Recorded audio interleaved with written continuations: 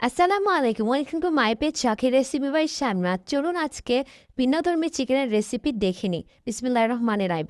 আমি এখানে আদা বাটা, রসুন বাটা, জিরা বাটা, লবঙ্গ গুঁড়া, দারচিনি গুঁড়া, এই সয়া সস দিয়ে গরম মশলা দিয়ে ভালোভাবে ম্যারিনেট করে চিকেনটা রেখে দিয়েছি।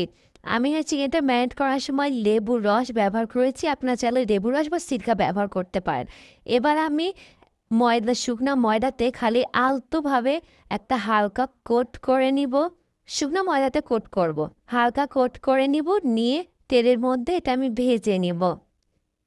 আমি ভেজে আহ একদম লো আছে আমি এটা ভেজে নিব, যাতে চিকেনটা ভিতর থেকে সিদ্ধ হয়ে যায়। আমি একবার ভেজে নেওয়ার পর এটা তুলে রেখে দিব। এটা আমি ডাবল ফ্রাই করব। এটা ভেজে রেখে দেওয়ার পরে আমি এটার গ্রেভি বা সসটা করে নিব।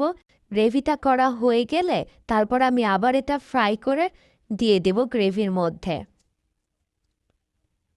আমি একবারই ময়দাতে কোট করেছি, হালকা কোনিং হবে।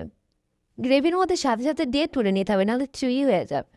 আমি এখানে টমেটো সস নিয়েছি, সয়া সস নিয়েছি, লেবু রস দিয়েছি, আর একটু রসুন কুচি দিয়েছি, দিয়ে ভালোভাবে এটা মিক্সড করে নিয়েছি। এর মধ্যে chilli sauce, oyster sauce. Comment করে জানাবেন কেমন লাগলো। সব কিছু সস দিয়ে আমি ভালোভাবে এটা মিক্সড করে নিব।